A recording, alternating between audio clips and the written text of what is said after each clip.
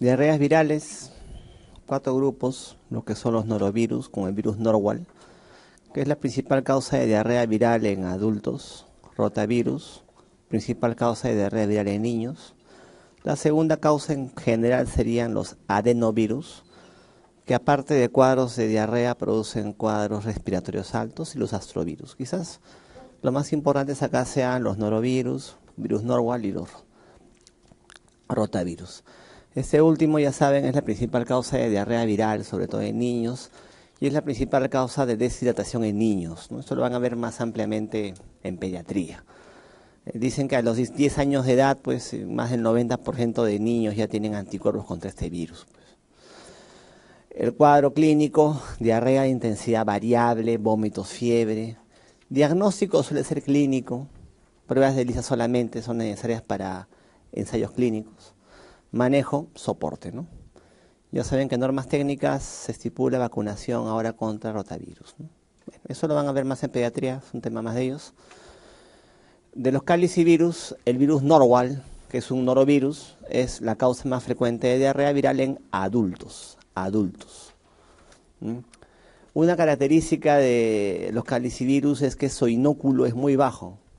Tan solo 100 partículas virales y es suficiente para que me dé el cuadro clínico. Solamente 100 virus, nada más.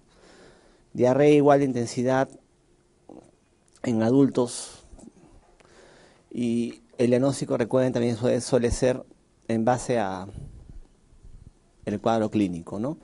No se requiere por lo general reacción en cadena de la polimerasa, eso quizás más para ensayos clínicos de estudios. Manejo, soporte. Dejamos los virus y en las bacterias tenemos lo que es el cólera. Vibrio cólera, el serogrupo O1 biotipo el TOR es el responsable de las epidemias que suele haber por este agente, como la que hubo acá en la década del 90, ¿no? Esta bacteria flagelada es muy sensible a lo que es el ácido gástrico. Entonces, el alimento que tú consumes tiene que estar bien contaminado, recontra contaminado, para que me den cierto cuadro clínico. El reservorio principal de la bacteria suele ser a nivel del plancton, ¿no? En el mar. Por eso que en la época del cólera uno de los preceptos era: no coman ceviche, no vayan a la playa, ¿no? Y era pleno verano, ¿no? Época de enero, febrero. Y las playas vacías, veías agua dulce vacía, ¿no? Y en esa época. En parte era por eso, ¿no? ¿Cuál es el cuadro clínico del cólera? Diarrea acuosa abundante con aspecto de agua de lavado de arroz. Muy abundante. Tan abundante de que rápidamente te lleva a una insuficiencia renal aguda, que es la principal causa de mortalidad en el paciente, ¿no? ¿Por qué se produce la diarrea del cólera? Por la enterotoxina colérica, que interactúa con el receptor gangliósido GM1 de la superficie del enterocito. Interactúa con ese receptor y una vez adentro del enterocito me aumenta lo que es el AMP cíclico. Y ese aumento de nivel del AMP cíclico me genera una disminución en la absorción de sodio y cloro y un aumento en la secreción de cloro y bicarbonato.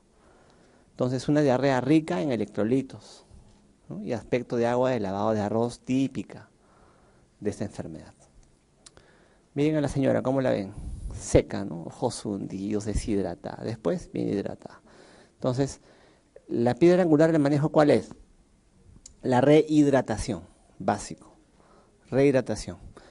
¿Antibióticos se pueden dejar? Sí, cualquiera de las tres opciones, ¿ok? ¿Y para qué dejamos antibióticos? No tanto para la cura, es para evitar que el paciente contagie al resto. Tú dejas el antibiótico para evitar que el paciente contagie al resto. Porque la diarrea por cólera pasa en 3-5 días, solita, con o sin antibióticos. Tú le das para evitar que contagie al resto. Miren ese cuadro de acá abajo. Sodio 135, cloro 100. Creerán que es la concentración sérica, ¿no? No, es la concentración de electrolitos de una diarrea en un paciente con cólera. O sea, es isotónica con respecto a plasma. Tiene una alta concentración de electrolitos la diarrea. La mortalidad de la enfermedad aproximadamente, las epidemias que han habido, es de un 30%, más o menos, 30%. Entonces, cuando vino acá al Perú en la década del 90, la gente pensó pues que nos va a sacar la mugre, ¿no? Y la mortalidad acá fue solamente de 5% o menos. O sea, milagrosamente hicieron algo bien en esa época, ¿no? O sea, y eso tuvo un impacto positivo, lo del cólera acá, ¿no? Lo que cuentan es que a partir de la epidemia del cólera en el Perú, hubieron una disminución de casos de infecciones entéricas, como tifoidea. Dicen, me cuentan que hace tiempo veían mucha fiebre tifoidea, acá en Lima. Ahora, yo habré visto en mi vida médica 6 casos a lo más, ¿no? Ya no se ve como antes. Ya. Ese fue el impacto que tuvo. ¿Mm? E. coli. Parte de la flora colónica normal, pero patógena fuera del tubo digestivo. ¿Cuál es el germen principal de la flora colónica? ¿Cuál es? Les preguntan. ¿Qué responden? Bacteroides fragilis, no es E. coli, es Bacteroides fragilis. Entonces, en un paciente con una perforación intestinal, con una apendicitis perforada, Bacteroides fragilis, ¿no es cierto? Ya. Algo que tienen que saber es que hay muchas E. colis, hay un montón de E. colis. Tantas E. colis que la E. coli que me produce, por ejemplo, ITU, no es la misma E. coli que me produce meningitis ni que me produce jeca. Son E. colis distintas. ¿Y cómo se diferencian? Se diferencian por los antígenos estructurales. El antígeno lipopolisacárido, el antígeno flagelar y capsular. Según la expresión de los antígenos, se diferencian las E. colis. Por ejemplo, la E. coli que me produce ITU. ¿Qué antígeno es el que más me expresa? El antígeno H, flagelar, ¿no? Los fimbris, los pilis, ¿no? La E. coli que me produce, por ejemplo, meningitis, el K capsular. Y otra E. coli que me expresa lo que es el antígeno O157H7, ¿no? Que es la que me produce el urémico hemolítico. O sea, las E. coli son distintas. ¿Por qué crees que ciprofloxacino, por ejemplo, le pega a una E. coli que me produce jeca, pero no le pega para nada a una E. coli que me produce ITU? ¿No? Hay resistencia porque son E. colis distintas. ¿Ah? Hablemos ahora de las patógenas intestinales solamente. ¿Ah? Tenemos enterotoxigénica, enteroagregativa, enteropatogénica, difusa, enterohemorrágica, enteroinvasiva. La enterotoxigénica, agregativa, patogénica y difusa me dan diarrea acuosa. La enteroinvasiva y enterohemorrágica me dan diarrea disentérica. ¿Cuáles son las de importancia? La enterotoxigénica es la principal causa de diarrea del viajero. Principal causa de diarrea del viajero. Diarrea acuosa, diarrea del viajero. Entonces, historia clínica del examen, canadiense que viene a Lima, se come un sancochado en la esquina y a las 3 horas tiene una diarrea aguda. Bueno, ¿cuál es? E. coli enterotoxigénica. Principal causa de diarrea del viajero. ¿Ya? La enteroinvasiva y enterohemorrágica me dan diarrea disentérica. Y ambas se parecen a Shigella, ambas. La enteroinvasiva, porque me invade las células de la misma forma que Shigella, y la enterohemorrágica, porque me produce una Shiga-toxina. Sobre todo la enterohemorrágica O157H7. Y es la principal causa, la causa más frecuente actualmente de síndrome urémico hemolítico, la E. coli enterohemorrágica. Todas las E. colis y sus cuadros clínicos se autolimitan solitos, ¿eh? Incluso las disentéricas, o sea, se curan solas, todas, ¿eh? En menos de una semana, 3, 5 días. Si el cuadro es muy intenso, quizás más persistente del usual, puede ser antibióticos. Antibióticos de elección, fluoroquinolonas, cipro o levofloxacino. ¿Cuántos días le dejas? 3 días solamente. 3 días, no 7 días, 3 días nomás. Incluso hay estudios con monodosis, o sea, una cipro y chao, ¿no? Suficiente. O sea, no lo dejes por una semana el paciente con antibióticos. Uno, porque no es necesario, y otro, porque el paciente nunca lo cumple, ¿no? Al tercer día, por lo general, ya no toma nada, así que 3 días es suficiente. E. coli enterohemorrágica, mira. E. coli O157H7. 3 días de incubación y luego un cuadro con diarreas que van de no sanguinolentas a sanguinolentas, disentería, o sea. Y a la semana, más o menos, solamente un 5% de los que hacen disentería hacen un urémico hemolítico. La gran mayoría se resuelve espontáneamente. Es más, les he dicho que se deja así por antibióticos, ¿no? Pero en pacientes con sospecha de E. coli enterohemorrágica, el antibiótico más bien te puede facilitar la liberación de la Shiga-toxina. Entonces, observación nomás en el paciente porque la mayoría se resuelve. ¿Quiénes son los que se complican? Los que hacen el SHU, que le llaman, el urémico hemolítico. Los de siempre, bueno, los inmunosuprimidos, desnutridos, ¿no? Ellos son los que hacen eso. Niños, ¿ya? Desnutridos, sobre todo. Y no son todos, ¿eh? 5%. ¿Cuándo sospechas de un urémico hemolítico? Niño con disentería, que a la semana más o menos, ¿qué hace? ¿Qué clínica va a hacer? Urémico hemolítico, ¿qué clínica me hace? Uremia y hemólisis, ya sé, pero, o sea, anemia hemolítica microangiopática. Anemia hemolítica microangiopática. ¿Qué es lo que pasa? A nivel intravascular se forman trombos. Se forman trombos intravasculares. Esos trombos obviamente consumen las plaquetas. Una plaquetopenia, ¿no? Luego viene el glóbulo rojo y contra el trombo choca. Choca y estalla, ¿ya? Y libera fragmentos llamados esquistocitos. Esquistocito es un fragmento de un glóbulo rojo que ha chocado con un trombo. El hallazgo de esquistocitos es sinónimo de anemia hemolítica microangiopática. Microangiopática, o sea, en los vasos sanguíneos chiquititos ha habido hemólisis microangiopática.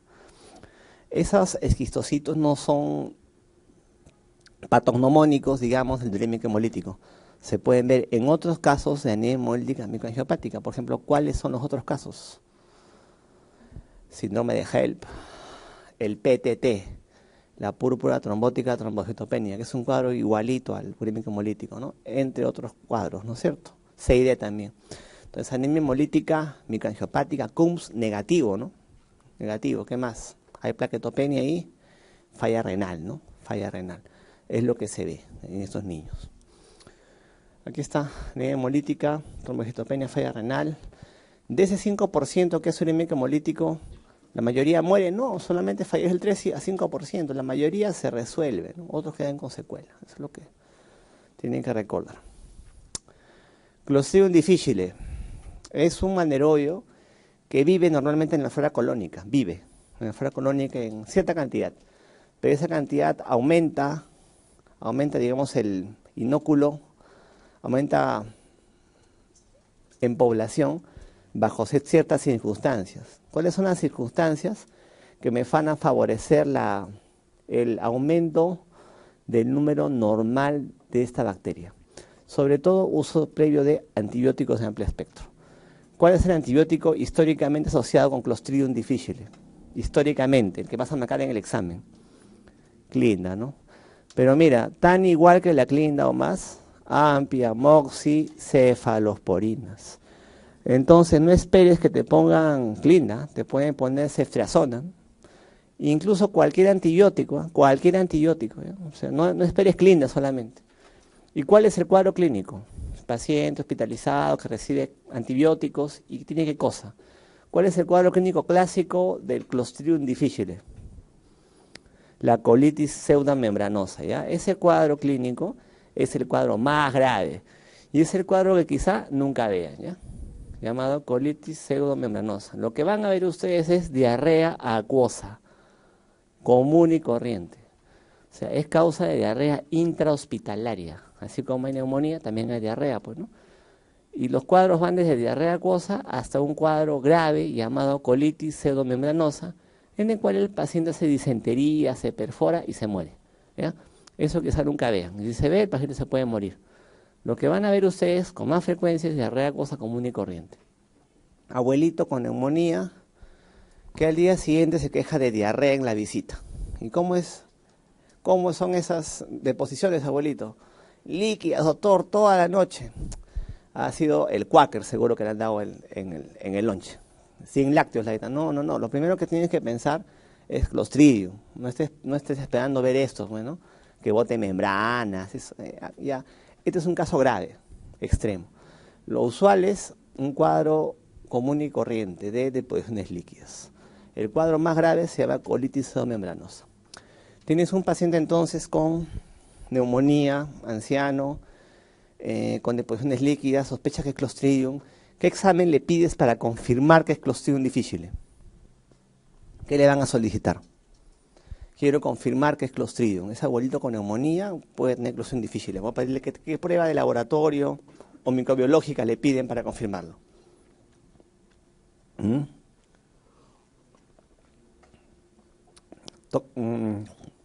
cultivo de heces.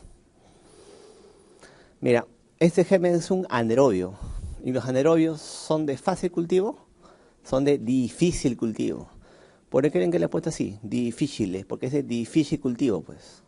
No, por eso le he puesto así, no es broma, por eso le he puesto así, es de difícil cultivo, ¿no? Por eso de que el diagnóstico es con toxinas en heces. Toxina A y B por ELISA. A y B por ELISA. ¿Qué hacen las toxinas? Mira la biopsia de colon. Me produce una esfacelación de la mucosa, y formación de membranas, ¿no? ¿Cómo se maneja? Depende. Enfermedad leve a moderada, y se define leve a moderada cuando tienes menos de 15.000 leucocitos y no tienes falla renal. Tienes menos de 15.000 de leucocitosis y no tienes falla renal. Metronidazol. Enfermedad severa, más de 15.000 de leucocitosis con falla renal, vancomicina, y acá sea vía oral. ¿Y qué hacemos en la colitis pseudomembranosa? Se dan ambos, metro y banco. O sea, el manejo depende de la severidad del cuadro. Esta suele ser la única indicación de vancomicina vía oral, ¿no? Campylobacter. Campylobacter es un germen que requiere gran temperatura para su incubación. Por eso que suele ser muy asociado a aves de corral. La gallina en polla produce gran temperatura, mucho calor que facilita la proliferación de este germen, ¿no? El germen prolifera más de 40 grados de temperatura. Más de 40 grados, es lo que sucede. Me puede dar cuadros desde diarrea acuosa hasta diarrea disentérica, variable. Quizá lo más curioso acá sean sus complicaciones extraintestinales. ¿Y cuál es la más asociada? Síndrome de Guillain-Barré. Es el agente etiológico infeccioso más común asociado a síndrome de Guillain-Barré. Lo que te dice la literatura, ¿ya? La literatura te dice que Guillain-Barré se asocia más a ese agente infeccioso. Y probablemente es lo que marcas en el examen. Pero en la vida real, a ver ustedes, de los Guillain-Barré que han visto en su vida, ¿cuántos han encontrado Campylobacter? Yo ninguno, se lo juro. Quizás eso cambie de acuerdo pues a cada país, ¿no? A cada medio. Acá dicen que hay Zika, ¿no? No sé, ¿no? Lo que dicen los libros, lo que suelen preguntar es sobre este germen, que a veces no va de la mano en tu práctica diaria, ¿no? ¿Cómo se maneja ese germen si se comprueba su presencia? Macrólidos, sobre todo, ¿no? Shigella. Shigella es la principal causa de disentería basilar. La característica de Shigella es que requiere un inóculo muy bajo, tan solo 100 Shigellas y ya tienes disentería. 100 Shigellas. Por eso que suele asociarse mucho a moscas. ¿Ya? Entonces viene esa mosca gordota que conoces, se para, ya sabes dónde, se para en tu papa rellena y diarrea, ¿no? Disentérica. Moscas, ¿ya? La Shigella antiguamente más frecuente era Shigella Dysenteriae, antiguamente. El bacilo de Shiga, llamado bacilo de Shiga. Esa Shigella disenteria antiguamente era la causa más frecuente de urémico hemolítico. Ya no se ve. Ahora, ¿cuál se ve? Shigella flexneri. Es más, la causa más común de urémico hemolítico ahora es E. coli, ¿no es cierto? La O157H7. Una característica de Shigella es que produce toxinas, aparte de la shigatoxina. Y esas toxinas que produce Shigella, aparte de la shigatoxina, me pueden producir convulsiones febriles en niños y ancianos, que es un cuadro raro, ¿ya? Pero una pregunta en el examen del 2014-2, creo, sobre eso, ¿ya? A pesar que es algo raro. Otra característica de Shigella es que solamente se queda en la mucosa y submucosa del colon. No penetra al torrente sanguíneo. Por eso que nunca la vas a encontrar en hemocultivos, no produce bacteriemia. Solamente cuadros locales, no produce septicemia.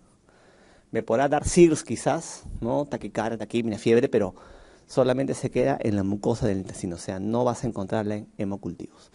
Y produce apoptosis de célula a célula, ¿no? Ese mecanismo lo comparte, les dije, con la E. coli entero invasiva. Salmonelas. ¿Es lo mismo decir salmonelosis que fiebre tifoidea? Si les pregunto eso, que dice que no, pues no es cierto. ¿Quién me da la salmonelosis? Las salmonelas no tíficas, los serotipos no tíficos, como la salmonela, por ejemplo, enteritidis, ¿no? El cuadro clínico es una jeca, una gastroenterocolitis, una jeca común y corriente que se cura solita en 3-5 días, ¿no? Como la que te da de cuando en cuando para faltar a la guardia, ¿no? Jeca, ¿no? Puede ser esto, ¿no? Ya, serotipos no tíficos, salmonelosis. En cambio, la fiebre tifoidea es producida por serotipos tíficos, salmonella tifi y paratifi. Y aquel cuadro se autolimita, pero en más o menos un mes. Es un cuadro sistémico, infeccioso sistémico, que pasa solito sí, pero en un mes con otras complicaciones. Los serotipos no tíficos se contagian de animales al hombre, de animales al hombre. Los no tíficos, o sea, la salmonelosis. ¿Qué animales lo contagian? Aves y reptiles, ¿ya? Crías tus palomitas, tus lobitos australianos, ¿no? Ya, aves. Y reptiles, ¿qué reptiles vas a criar? Puedes criar tus iguanitas, sus tortuguitas, charapitas, ¿no?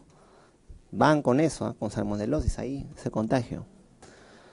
En cambio, los tíficos se contagian entre humanos, por fecalismo, solo entre humanos. ¿Ah? ¿Quiénes tienen más riesgo de contraer salmonelosis y formas graves de esta? Aparte de los VIH, inmunosuprimidos. Los pacientes sin vaso, aesplénicos también. También los pacientes con anemia de células falciformes. Y los pacientes con bartonelosis. Vamos a ver después. Las salmonelas, recuerden, tienen predilección por el ilion terminal y las placas de Peyer. Los cuadros, como les dije, se autolimitan en más o menos 3 días, 5 días a lo más. Una jeca común y corriente y paga solita, ¿no? Yersinia enterocolítica. También es un bacilo gram negativo, también me puede producir disentería. Sobre todo se contagia por ingesta de carne contaminada, alimentos de origen animal, carne contaminada. Este germen, al igual que la salmonela, también tiene cierta predilección por el ilion terminal. Me inflama lo que es el ilion terminal. ¿Cómo se llama la inflamación del ilion terminal? Les dije la vez pasada, por un caso de una pseudomona. Tiflitis, ¿no? Tiflitis. Miren la tomografía. ¿Ah? Asa hueca. Miren, justo el ilion terminal está engrosado, desemboca en el ciego, ¿no? Engrosamiento del ciego, ilion terminal. Por eso que los cuadros que me pueden dar pueden ser pseudopendiculares, o sea, ¿no? Un dolor en fosa ilíaca derecha, ¿no? Ya saben que es diagnóstico de descarte, pero si ustedes revisan libros de cirugía, en los cuadros diferenciales de apendicitis te ponen abajito, y yersinia enterocolítica te ponen ahí, ¿no? Obviamente no es para que lo plantees eso nunca, o sea, no mañana en tu guarda más pone positivo, ¿no? Yersinia enterocolítica, no. Diagnóstico de descarte, finalmente, ¿no? Intoxicación alimentaria son cuadros hiperagudos desencadenados por toxinas. Dicen que para que tú definas una intoxicación alimentaria, deberían haber por lo menos 2 personas que hayan consumido el mismo alimento. 2 personas que hayan consumido el mismo alimento y tengan el mismo cuadro clínico. A la salida sales con tu pata a comer un pollo a la brasa y a las 2 horas los 2 tienen jeca, intoxicación alimentaria. 2 personas, y son cuadros hiperagudos. O sea, periodo de incubación suele ser hasta de media hora. Así, media hora. Si alguna vez te ha sucedido que es como un sándwich y a la media hora, ahora estás ya con síntomas, intoxicación alimentaria.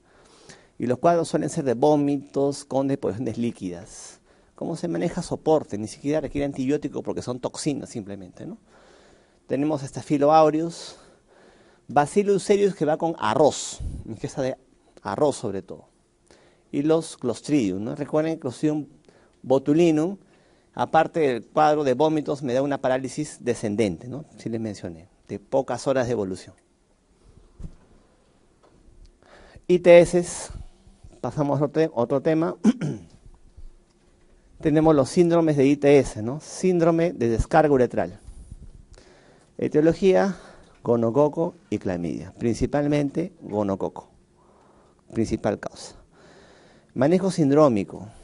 El manejo sindrómico de la OMS, optado por el MINSA, ha sido propuesto para que pueda ser aplicado por cualquier personal de salud, ¿no? Médico, no médico. Acá tú manejas el problema que se presenta, no mucho la semiología. Esto es sobre todo de importancia en las úlceras genitales, ¿no? Porque la semiología de la úlcera genital duele, no duele, arde, no arde, pica, no pica, a veces no es tan sensible. Por eso tú manejas el problema, das antibióticos empíricos contra todo lo que puede ser. En ese caso sería cipro con acitromicina. Recuerden que la causa más frecuente suele ser gonococo, Neisseria gonorrhoeae. Aparte de uretritis, ¿qué me puede producir? Epididimitis, proctitis, faringitis, conjuntivitis, cervicitis, epi, ¿no? Hasta acá cuadros indistinguibles, igualitos a los producidos por una clamidia trachomatis, ¿no? ¿Por qué? Porque la clamidia y el neumococo, el gonococo tienen especial predilección por el epitelio cilíndrico simple. ¿Ya? Gonococo y clamidia se mete con ese epitelio cilíndrico simple, que se encuentra pues, justamente en estas zonas, ¿no? Epidídimo, endocervix, trompas. Por eso que los cuadros se pueden parecer. Ahora, ¿qué es la epi? Anatómicamente, ¿una inflamación de qué? De las trompas, ¿no? A veces la inflamación es tanta pus se produce, que la pus cae por las fímbrias, cae el peritoneo y aparece en el espacio perihepático y me da una perihepatitis. Y esa perihepatitis secundaria a una epi se conoce como síndrome de Fitz-Hugh-Curtis, ¿no? Una perihepatitis. Entonces, es una perihepatitis, ¿cómo será el cuadro clínico? Dolor en hipocondrio derecho, ¿no? En una paciente con antecedente de EPI, un cuadro pseudo vesicular, digamos, ¿no? Con una colecistitis en una paciente que tuvo EPI o que tiene EPI, es lo que se presenta.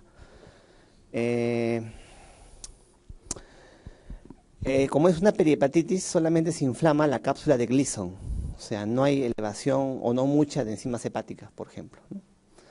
También me da conjuntivitis en neonatos, eso ya lo saben, y enfermedad gonocócica diseminada. Esa enfermedad gonocócica diseminada viene a ser una sepsis por gonococo, que se da en menos de 5% de pacientes. O sea, es raro, ¿ya? Pero ¿cómo se manifiesta? Puedes tener tu secreción uretral, ¿y qué haces? Dice, un síndrome artritis-dermatitis. Una mono u oligoartritis asociado a pústulas en palmas y plantas. Es la clásica enfermedad gonocócica diseminada. ¿Qué otra enfermedad me puede dar artritis dermatitis? Aparte de... ¿Han hecho reumatología ya? ¿Reumato? ¿Sí? ¿Ya han hecho ya? El Reiter, ¿no? La artritis reactiva.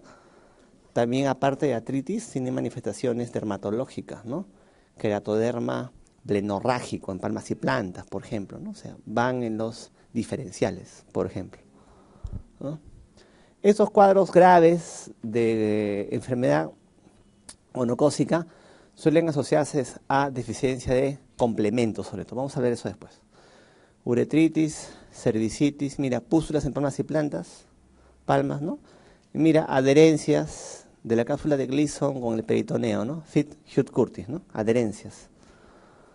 Los cuadros severos, la gonocócica diseminada, van con deficiencia de complemento, lo que se llama complejo de ataque de membrana, C5 a C8, de C5 a C8, complejo de ataque de membrana, cuadros severos de gonococo.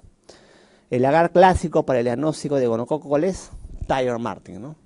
Thayer-Martin, el clásico agar. ¿Cuál es el antibiótico de elección en gonococo? Si descubro que es el agente etiológico, ¿cuál es el antibiótico de elección? En todos los casos, siempre va a ser ceftriaxona. Mira, ceftriaxona. En todos los casos, ¿eh? ¿Qué varía? Solamente la dosis. Es de elección en gonococo. Pasamos a lo que es úlcera genital. ¿Cuál es la principal causa de úlcera genital? Herpes. Herpes tipo 2. ¿Cuál es la lesión característica del herpes? Su lesión característica son las vesículas dolorosas con base eritematosa. Múltiples vesículas dolorosas agrupadas con base eritematosa, que al reventarse las vesículas o ampollas dejan úlceras múltiples, ¿no es cierto? Superficiales. ¿Qué más tenemos de causas? Sífilis, chancroide y otras más. Acá el manejo sindrómico con penicilina y cipro está en base sobre todo a la posibilidad que sea sífilis o chancroide, ¿no es cierto? Pero antes de dar manejo sindrómico sí tengo que preguntar si antes de la úlcera hubieron ampollitas, hubieron ampollas. Porque antes de la úlcera hubieron ampollas, probablemente sea herpes. Es herpes, ¿no es cierto? ¿Y qué se deja para herpes? Aciclovir, ¿no? En la clase de mañana vamos a ver lo que son herpes virus. Aciclovir es el de elección, ¿ya? En los alfa herpes virus, aciclovir. Entonces, si te dice primero hubieron vesículas ampollas, aciclovir. Recuerden que el aciclovir no elimina al herpes virus, ¿ah? Pero me disminuye el tiempo de enfermedad y la aparición de nuevas vesículas. El virus permanece latente contigo toda la vida, ¿no? Eso vamos a hablarlo mañana. Si no hubieron ampollas, se deja manejo sindrómico. Hablemos de lo que es la sífilis, la LUES. La LUES o sífilis es una enfermedad sistémica, crónica, granulomatosa, que ingresa principalmente por vía sexual, ¿no? Aunque también tiene otras formas de contagio. Es producido por una espiroqueta, ya saben cuál. Justamente esa forma en espiral de la espiroqueta le permite que ingrese a los tejidos, ¿no? Ingresa a los tejidos por esa forma. Esta bacteria no puede ser aislada in vitro. El cultivo no suele ser factible, salvo que sea en ratones, lo cual es algo complicado. Por lo que el diagnóstico de la sífilis suele ser sobre todo serológico, buscando anticuerpos, más que microbiológico. ¿Qué van a ver en esa foto? Múltiples espiroquetas en un fondo oscuro, ¿no? Es lo que se observa a la microscopía del campo oscuro, ¿no es cierto? Que es un examen que se puede también solicitar diagnóstico para sífilis, sobre todo en los primeros días de la enfermedad. Mire, evolución de la enfermedad, para que no te confundas, ¿no? Cuando te hablan de primaria, secundaria, latente, la terciaria, ¿no? ¿Qué es eso? Tienes la exposición, el contacto sexual, digamos, ¿no? Incubación, 10 a 90 días, variable. Después de 10 a 90 días aparece lo que es la sífilis primaria, que se manifiesta por el chancro primario sifilítico, la úlcera genital primaria, chancro primario sifilítico, que tiene unas características, ¿no? Es una úlcera única, indurada, indolora, no purulenta. ¿Ya? Suele ser una úlcera única, indurada, indolora, no purulenta. La sífilis primaria. Como la úlcera no duele, el paciente no le hace caso. Dirá, pues, ¿no? Se cerrará solita, pues, ¿no? Y sí, más o menos 4 semanas después de la sífilis primaria, la úlcera se cierra solita. Entre comillas, me curé solo, dicen, no te curaste solo. Lo que pasa es que mientras la úlcera está abierta, la espiroqueta está en la superficie. Cuando la úlcera se cierra, la espiroqueta penetra hacia el torrente sanguíneo y se hace hematógena, se hace sistémica. Una vez que la úlcera cierra, la espiroqueta se hace sistémica. Y la enfermedad reaparece más o menos 4 semanas después como la forma más sistémica que existe, que es la sífilis secundaria. Es la forma más sistémica de la enfermedad y se da por diseminación hematógena de la espiroqueta. Como es sistémica, me puede dar absolutamente cualquier cosa, ¿ok? Cualquier cuadro clínico. Pero dentro de cualquier cuadro clínico hay algo característico que vamos a verlo más adelante. Estos que hacen la sífilis secundaria, digamos que no se manejan, no reciben antibióticos. Igual el cuadro se autolimita solito, en más o menos un mes el cuadro solito cede. Entre comillas, me curé solo. No te curo solo. Has entrado a fase latente o asintomática de la enfermedad, donde tenemos un punto de corte de 1 año. Menos de 1 año, latente precoz. Más de 1 año, latente tardía. ¿Cuál es la diferencia? Que el latente precoz aún puedes contagiar por vía sexual. Latente tardía ya no, pero sí transmisión de la madre al feto. O sea, los que remiten la sífilis secundaria entran a fase latente de la enfermedad. Ahora, ¿qué pasa con los que entran a fase latente de la enfermedad asintomática? Siguen 3 caminos. 1/3 de pacientes hacen recurrencias, o sea, vuelven a presentar luz secundaria. Otro tercio de pacientes se curan solitos, o sea, no vas a tener más sífilis, te curaste solo. Buena suerte. Y el otro tercio de pacientes, años más adelante, ¿qué es lo que hacen? La sífilis terciaria. Esta forma la hacen solo 1/3 de pacientes y años después de la enfermedad. ¿Cuántos años? 10, 5, hasta 30 años después del chancro primario. Esta sífilis terciaria se manifestaba, porque ya no se ve, por un compromiso cardiovascular, sobre todo a nivel de la aorta, compromiso cutáneo y un compromiso neurológico. Esta forma terciaria tardía ya no se ve. Sin embargo, sí van a poder ver neurosífilis, pero no terciaria, neurosífilis precoz. Incluso mira, desde formas primarias y secundarias ves neurosífilis, pero bajo formas de meningitis o meningoencefalitis. No las formas más avanzadas, estas ya no se ven. ¿En quiénes vas a ver esta neurosífilis inicial o precoz? En pacientes con VIH sobre todo. Es en el diferencial de meningitis tuberculosa. O sea, las terciarias ya no ves, pero sí puedes ver la neurosífilis, pero precoz, formas de meningitis. Ahora, ¿por qué ya no ves las formas terciarias? ¿Por qué ya no ves las formas terciarias? Porque se presentan pues años después, pues 5, 15, 30 años luego del chancro primario. ¿Cuál es el antibiótico de lesión para sífilis? Penicilina. La peni la mata, la sífilis. Bien difícil que haya resistencia a penicilina, la LUES. Entonces, hay un punto de corte, la era preantibiótica, posantibiótica. En la era posantibiótica la incidencia de LUES disminuyó bastante. Y ahora las formas avanzadas ya no se ven.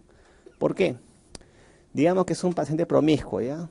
Tuvo su chancro sifilítico, no le dio importancia, cerró solita la úlcera, me curé solo, ¿qué habrá sido?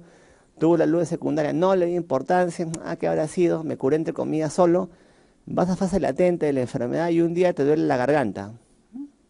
Vas a la farmacia, te ve ahí el doctor de la farmacia, ¿no? Y te receta pues una megacilina de 1 millón y tantos, creo, ¿no? Eso deja. Obviamente a la faringitis no le va a hacer nada, ¿no? Pero al problema que tenías abajo va pues a curarte de eso. Entonces el uso indiscriminado de antibióticos, ¿qué ha hecho? Ha hecho que ya no se vean formas avanzadas de la enfermedad, ¿no? Claro, tomas para cualquier cosa moxi, cipro, leo, te metes, ¿no? Ya, también le pega a la luz, ¿no? Entonces, el uso indiscriminado de antibióticos, algo bueno tuvo, ¿no? Dentro de todo. Sífilis primaria, úlcera única, indurada, indolora, no purulenta, que puede ser genital, anal, oral, dependiendo del contacto del paciente. La úlcera cierra solita, ¿no? Pero cuando cierra solita, no te has curado solo. O sea, ha remitido el cuadro, pero la espiroqueta se ha hecho hematógena, ¿no es cierto? Y la enfermedad reaparece algunas semanas después como la forma más sistémica que hay, que es la LUES secundaria, que me puede dar absolutamente cualquier cosa, hepatitis, glomerulonefritis, síndrome nefrótico, meningitis, o sea, cualquier cosa que tú te imagines me lo puede dar. Por eso se considera la gran imitadora, la gran simuladora. La gran simuladora originalmente descrita fue la sífilis secundaria. Después se lo copió la tuberculosis, la brucela, ahora dicen el lupus, ¿no? Ya. Pero la original fue esta, la luz secundaria. Ahora, dentro de la cualquier cosa, ¿qué es lo que me va a dar? Lo clásico, así, lo del libro. Cuadro cutáneo linfático. Lesiones maculopapulares, eritematoidescamativas, diseminadas, mira, pero sobre todo ¿en dónde? Palmas y plantas. Palmas y plantas, sobre todo ahí. Diseminadas, pero sobre todo en palmas y plantas. Clásico. También van a haber linfoadenopatías, ganglios, por todo sitio. Más ese exantema, sífilis secundaria. También tienes otras lesiones características de la luz secundaria. Por ejemplo, ¿cuál? El condiloma plano o lata. LATA, lata, condiloma plano o lata. Lesiones verrucosas, grisáceas, en pliegues genitales sobre todo, como la que ven acá. Verrucosa grisácea, en pliegues. Diferenciar con condiloma acuminado. Dicen que cualquier paciente con condiloma acuminado diferencial luego es secundaria, ¿no? O sea, pídele. Condiloma lata o plano. Lesiones verrucosas grisáceas en pliegues genitales. Lata o plano. Plano o lata. También que me da, mira, alopecia. El condiloma lata también se puede presentar en lesiones a nivel del ano. Es la gran simuladora, ¿no? La gran invitadora. Dentro de todo lo que me puede dar, me da ese cuadro característico. Ya saben que la sífilis terciaria se presenta años después del cuadro primario y ya no se ve. Acá por lo menos no. Y el cuadro que me da pues es a nivel cutáneo, caracterizado por gomas, ¿no? Gomas cutáneas. ¿Qué es una goma cutánea? Que es una lesión que tú la pones como una goma, que se escribe como goma. ¿A qué le llamas goma? ¿Qué tipo de lesión cutánea es una goma? Una lesión chiclosa, o sea, ¿qué cosa es goma? Una goma es un nódulo que reblandece y fistuliza, y se ulcera. Un nódulo que reblandece y fistuliza. Antiguamente quizás planteas de arranque lues terciaria, ¿no? Ahora ya no, pues no vas a plantear eso, pues. Entonces, ¿qué plantearías? Mira, acá quizá no se ve bien, ¿no? Está mejor, mira. Nódulos que se ulceran, ¿ya? Gomas. Actualmente ves una goma, pacientes con úlceras que previamente tuvieron nódulos, ¿qué pensarías primero?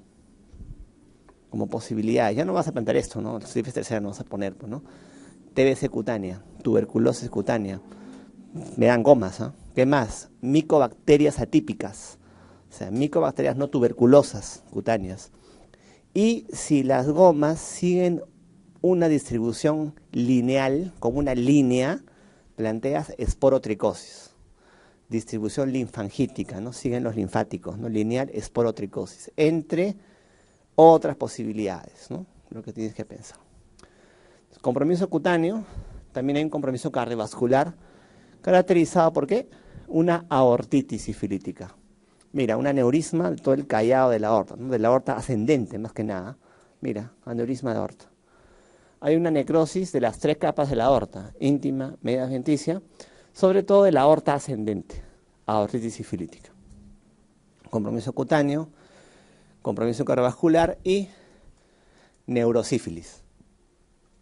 Hablar de neurosífilis es algo complicado, ¿eh? Es un espectro de enfermedad muy amplio. Las formas más precoces, les dije que iban a ver cuáles son: neurosífilis asintomática, meningitis y meningovascular. Meningitis sí y meningoencefalitis son las que ustedes van a ver ahora, que las van a ver desde formas primarias y secundarias de sífilis. Pueden ir con esto los pacientes, ¿no? Sobre todo en pacientes con infección por VIH. ¿Qué diferencia hay entre la meningitis y la meningovascular? Que la meningovascular tiene infartos cerebrales. O sea, clínicamente, ¿qué presenta el paciente? Focalización, ¿no? Hemiplegia, ponte, ¿no? Estas formas sí las van a ver. Neurosífilis, que sí van a ver. Las que no van a ver son las neurosífilis de evolución más en los años, o tardía, que son las llamadas parenquimales. Una de ellas es el tabes dorsal.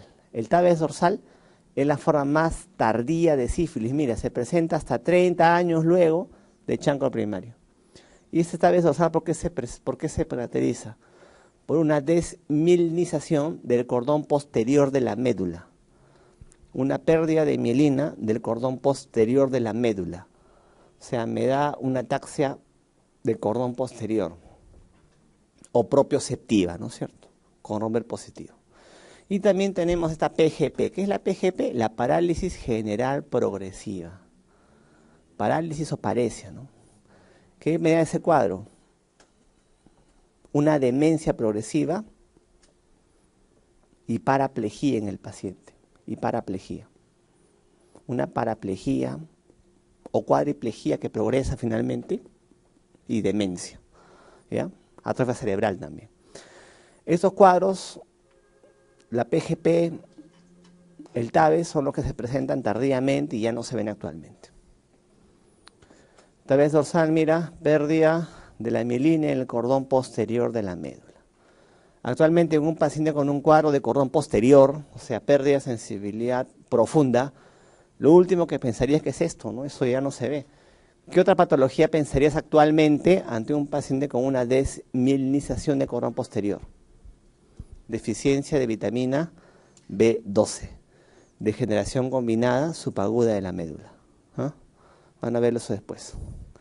También tenemos como manifestación de los cuadros parenquimatosos de sífilis, o sea, el TAVES y la PGP, se presentan estas pupilas de Argyll-Robertson, ¿no? ¿Cuál es su característica? Que no son reactivas a la luz, pero sí son reactivas a la acomodación. O sea, tú le pones la linterna y la pupila no hace miosis, no se contrae, permanece inmóvil. Pero el objeto lo alejas y lo acercas y la pupila sí se contrae o se dilata. O sea, no son reactivas a la luz, pero sí son reactivas a la acomodación. Son las pupilas de Argyll-Robertson que se ven en los cuadros parenquimatosos de neurosífilis. ¿Cuáles son esos parenquimatosos? Los que no van a ver, ¿no? TAVES y PGP. O sea, cuando te digan que no van a ver esta forma de sífilis, la neurosífilis, se refieren a los cuadros parenquimatosos. Las que sí vas a ver son las meningitis, ¿no? Eso vas a verlos en pacientes con VIH. Su diagnóstico diferencial es la MEC-TBC.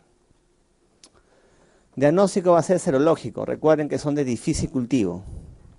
Los treponemas no pueden cultivarse. Lo hace con pruebas no treponémicas y pruebas treponémicas. No treponémicas son pruebas inespecíficas, BDRL, RPR. Y las treponémicas son más específicas, como el FTA. BDRL y RPR, ¿qué es lo que buscan? Anticuerpos. Anticuerpos anticardiolipina dirigidos contra la espiroqueta. Anticuerpos anticardiolipina.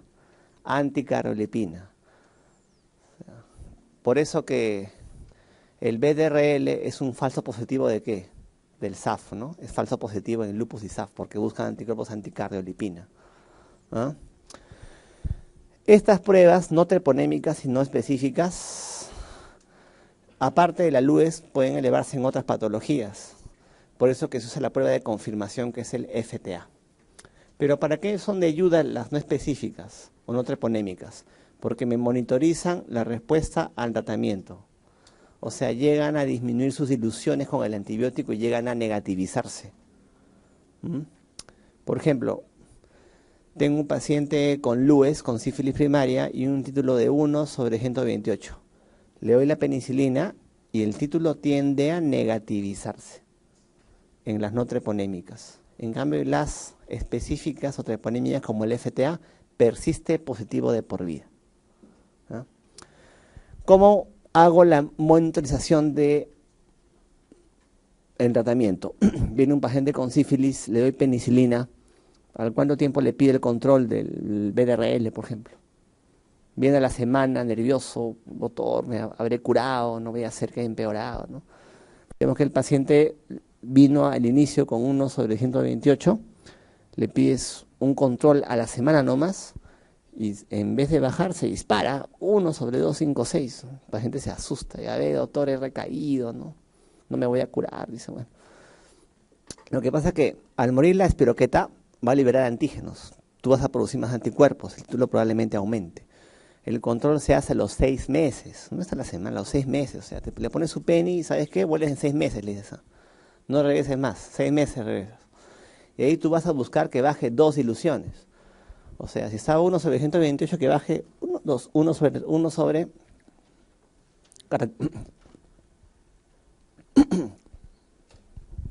32, ¿no? Entonces, eso es lo que buscas tú en 6 meses, que el título baje 2 diluciones. Y al año el título ya tiende a negativizarse.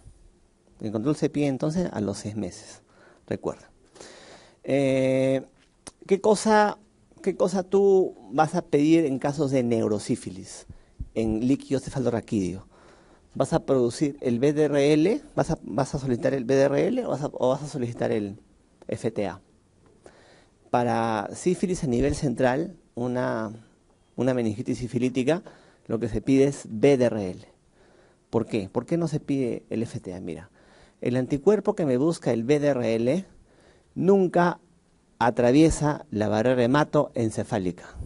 El anticuerpo que me busca el VDRL nunca atraviesa la barrera hematoencefálica. No tengo por qué encontrar ese anticuerpo en el LCR. En cambio, el anticuerpo que me busca el FTA puede pasar libremente por la barrera hematoencefálica. O sea, un paciente con LUES primaria, úlcera genital, que produce FTA positivo, ese FTA puedes encontrarlo en el LCR y no me dice nada, porque el anticuerpo que me busca el FTA pasa libremente por la barrera hematoencefálica. En cambio, el anticuerpo que me busca el VDRL nunca la pasa. Por lo que se encuentra VDRL positivo en LCR es neurosífilis. Mira, tiene una especificidad de 100%. VDRL positivo en LCR es neurosífilis. En cambio, el FTA positivo ahí, puede que sí, puede que no. No me dice nada porque pasa libremente por la barrera.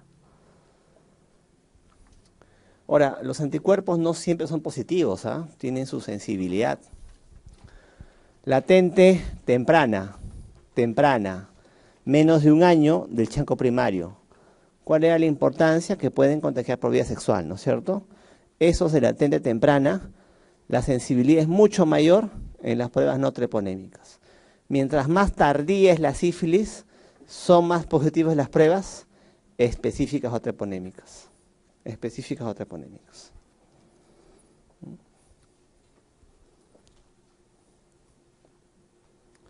¿Cómo se maneja LUES? Penicilina. Siempre sea penicilina. Varían nomás las dosis.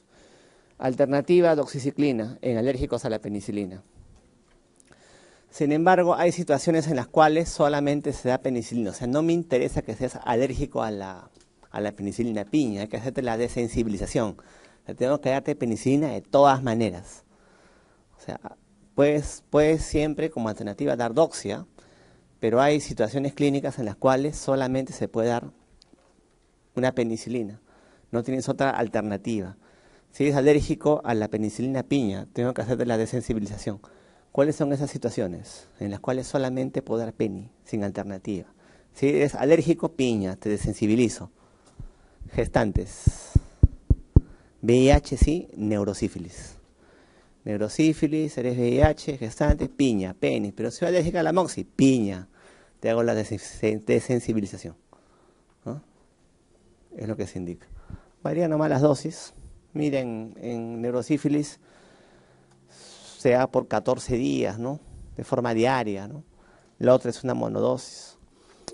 Por eso que, por ejemplo, tienes un paciente con una úlcera genital, que a los 6 meses el título de VDRL no baja 2 diluciones, una de las cosas que tienes que descartar es que no sea neurosífilis en el paciente, porque la neurolúes no baja con una sola dosis, ¿no? O sea, son 14 dosis por 14 días, ¿no?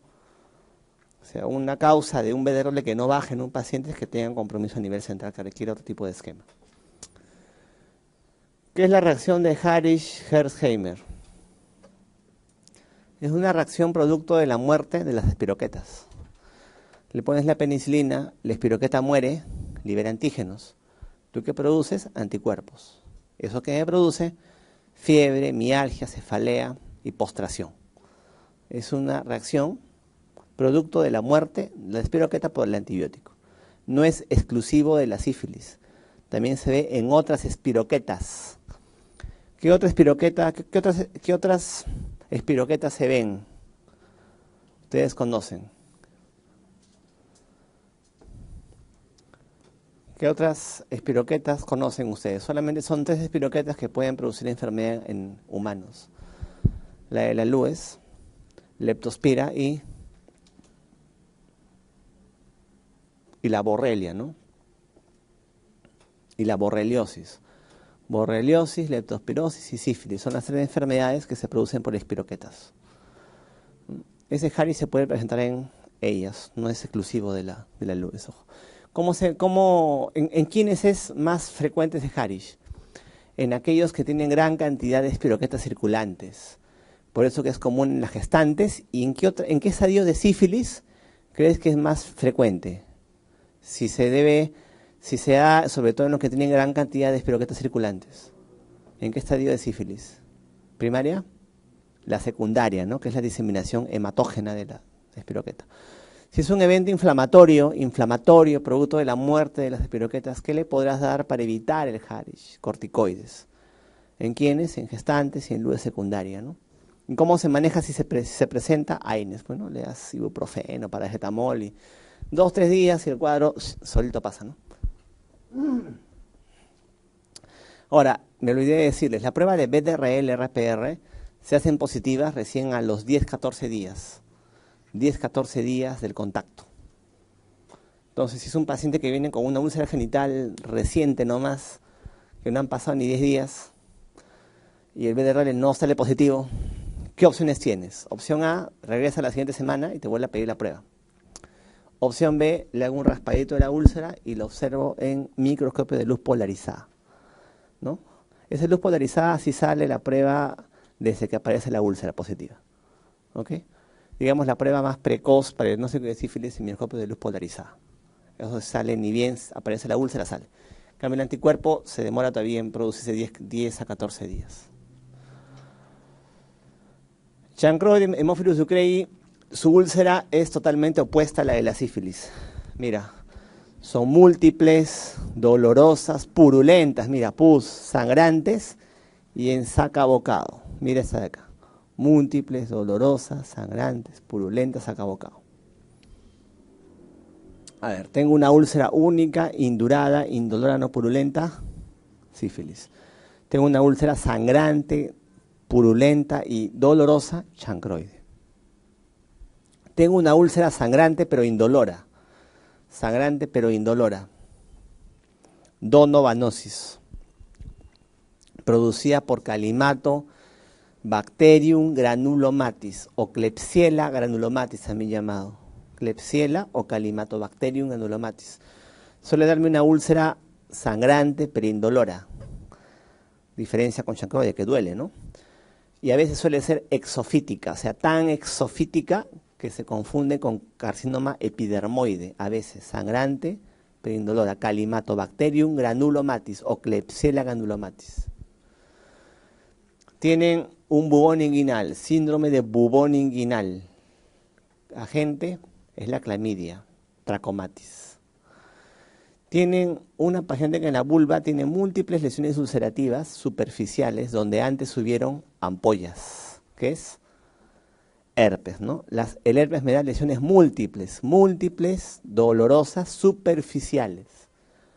¿Quién me puede dar lesiones herpetiformes? También múltiples, superficiales, pero indoloras. Una clamidia trachomatis. Entonces, una clamidia me puede dar síndrome de descarga uretral, me da bubón inguinal y también me da úlcera genital. Y las úlceras en la clamidia son herpetiformes, pero indoloras. Miren, esta otra foto es de una donovanosis. A eso me refiero con exofítica. O sea, tú ves esto, dice que es un NM, no epidermoide. Su diferencial es el NM epidermoide, ¿no? Parece cáncer eso ya. La lesión suele ser exofítica, sí, anogenital, sangrante, pero indolora.